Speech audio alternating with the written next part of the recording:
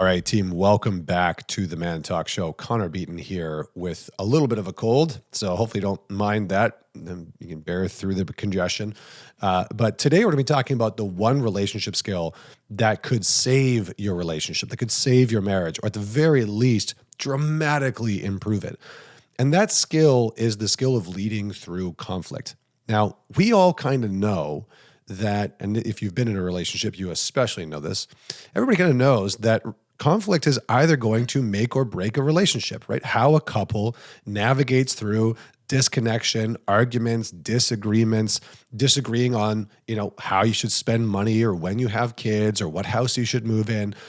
All of those things are little small conflicts, or they can be massive big conflicts depending on where each person in the couple stands. And how the individuals in the relationship navigate through that conflict will determine the quality of their connection, their intimacy, their communication, and usually the longevity of the quality of that relationship. So conflict, as I'm defining it here, and I'm going to give you some very tactical steps of how you can better lead through conflict in your relationship. Because one of the things that I've found is that men that are in happy, healthy relationships that they're enjoying, that they're fulfilled by, they know how to lead through the conflict. Now, obviously, you have to have a willing partner. Obviously, you have to have somebody that is, open to some of the things that we're going to be talking about, and not actively trying to destroy the relationship. Although I think that's usually few and far between. But the men that I've met that love their relationships, that love their partner, that really get the most out of the relationship, they know how to lead through the challenging times and not over contribute to them. So here I'm defining conflict as something trying to be resolved in order for deeper intimacy and connection to take place, right? Conflict is just something trying to be resolved in order for deeper intimacy and understanding to take place.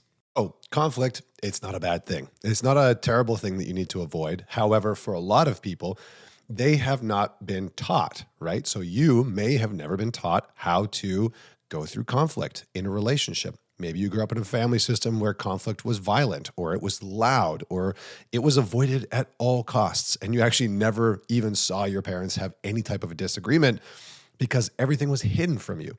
So there's many sort of we could call them dysfunctional, we could call them maladaptive, we could call them less than optimal ways that we have seen conflict take place in our lives.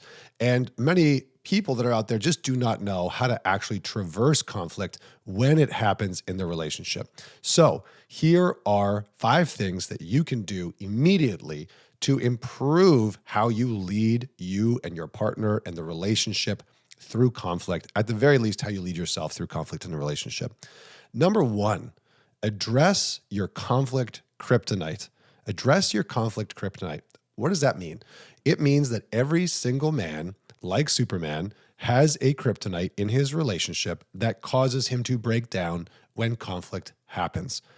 That might mean that you are prone to reactivity. You get stuck as soon as the conversations enter into money conversations, and you shut down. You're a stonewaller, and you just cannot have any type of heated conversation. Or if the conversation gets anywhere near a certain topic, you start to stonewall and shut down.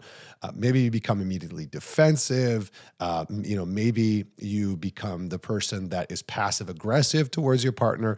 But you have some type of shadow-oriented communication style that emerges when you are uncomfortable in conflict. Maybe because you feel embarrassed or you feel ashamed, but you have some kryptonite. And you likely know what it is because it's likely shown up in most of your relationships, or it shows up all the time in your relationship, and your partner calls it on you all the time, right? She might say things like, you shut down constantly, or you stonewall me, or you keep me out, or you never want to talk about money, or you never want to talk about health, or, you get so reactive so quickly. I don't even feel like we can have a conversation.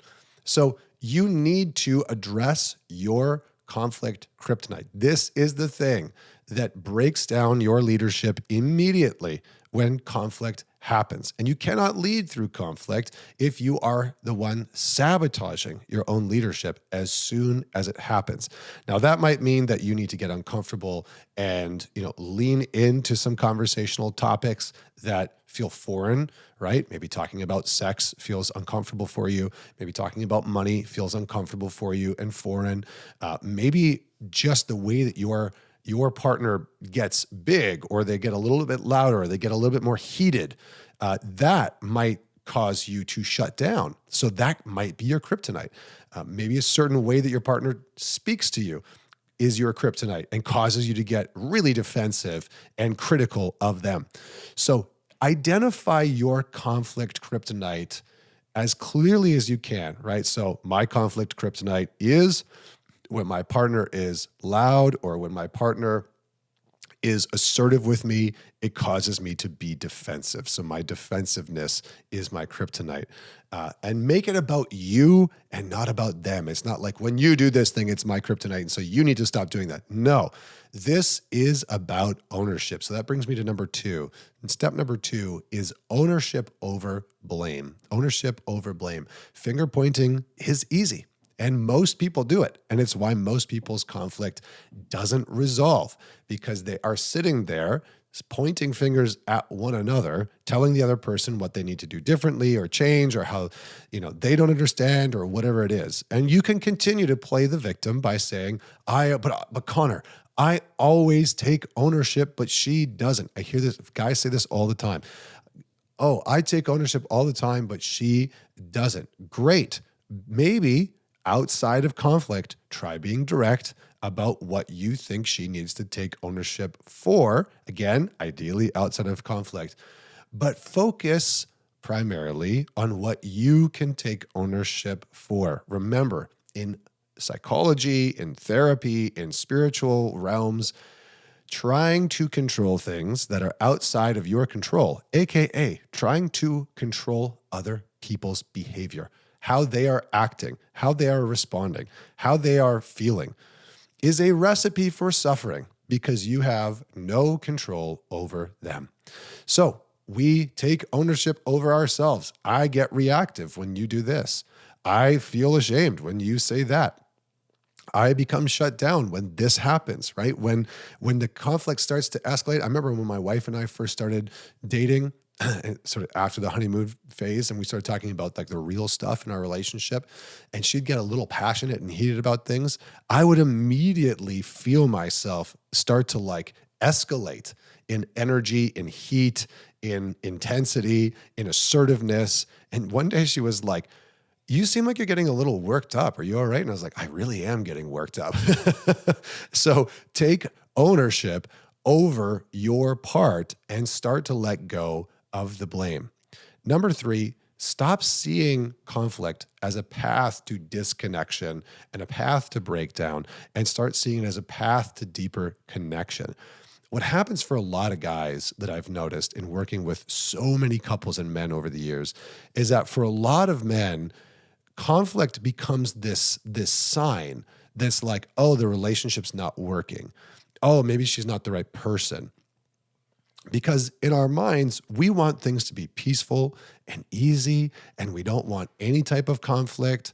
So you have to really decide what conflict in a relationship means to you. If it is always the thing that is the sign, the signal of breakdown that you need to get out of there, it is likely a you thing and not a relationship thing. It is likely because you grew up in an environment where conflict was hostile, it wasn't safe, it wasn't productive, it didn't lead to anything.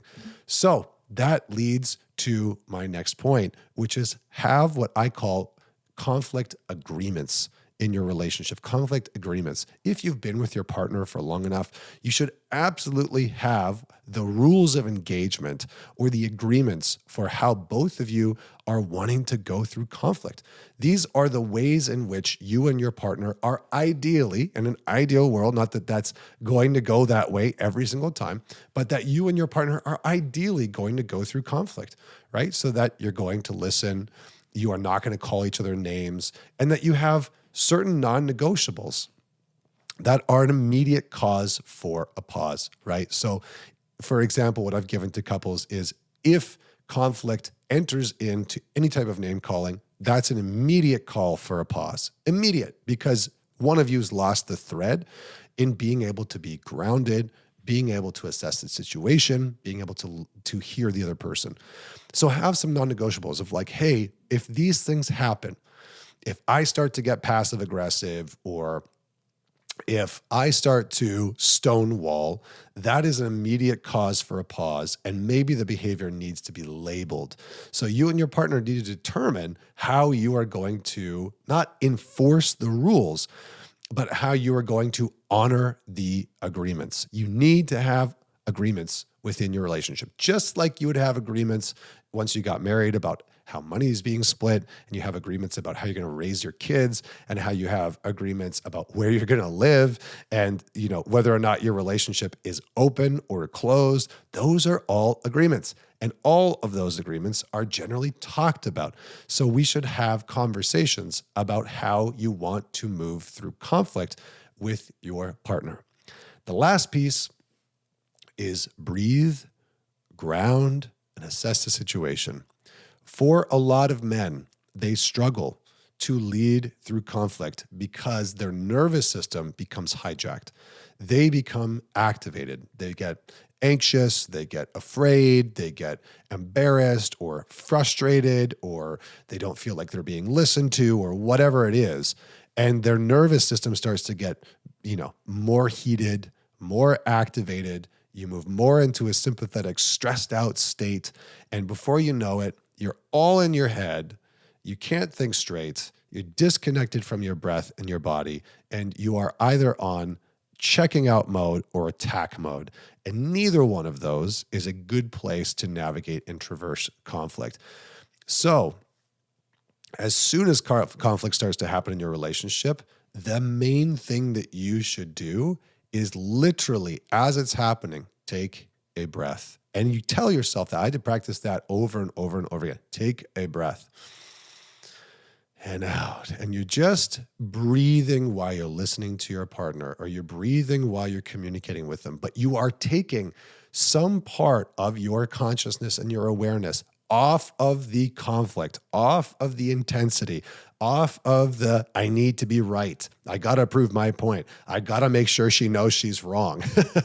You are taking some of your awareness and your consciousness off of the ego's drive and desire to reinforce itself and prove its point and be right and all those other things, and back onto the simple breath. And what you will probably notice is that your breath has become quite quick, quite tense.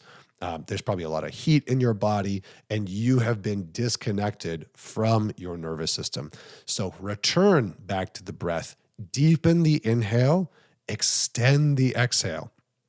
Deepen the inhale, extend the exhale. And you might even want to practice doing that just in regular conversation with your partner so that you have a baseline, right? You can be having dinner and you're just deepening your inhale, extending the exhale, deepening the inhale, extending the exhale, and you're having a conversation with them. And then when conflict starts to happen, same thing, deepen the inhale, extend the exhale. And as you do that, again, you're pulling some of your awareness back onto your body, your physical sense of safety, and you are returning to, am I regulated or not? Am I hijacked? Am I like losing connection to how I'm feeling because I'm just so caught up in this conflict? Or do I have some understanding of where I'm at? Returning back to that space. Last but not least, one of the most important things that you can do, and I'm going to give you the question of all questions that I have found to be very, very helpful when it comes to conflict, specifically in resolving conflict. It's the question of, what do you think I do not understand that you want me to understand? What do you think I don't get or understand that you've been trying to get me to understand? Both parties should be able to answer this question. Now, you might need to pose this question first, depending on the situation, and just say, because again, if you're leading through the conflict, then you are trying to resolve something that your partner is going through, or you're trying to communicate something that you're going through. And so that can be very helpful. What do you think that I don't get that you've been trying to get me to understand? And then your partner can communicate. Oh, well, I've been trying to get you to understand that I feel like you're not prioritizing date night. And that makes me feel like you don't care about me and you don't love me, or whatever it is, right? I'm just making stuff up on the spot.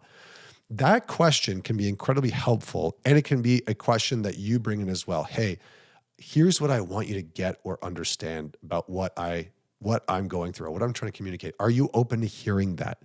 So those types of questions can be incredibly helpful because sometimes your partner's not going to be in the space to hear that. So man it forward, share this ideally with your partner, have a listen to it with them, ask them what really resonated with them, what they loved, what they would like to integrate, how they would respond if you were leading in this way. And until next week, Connor Beaton signing off.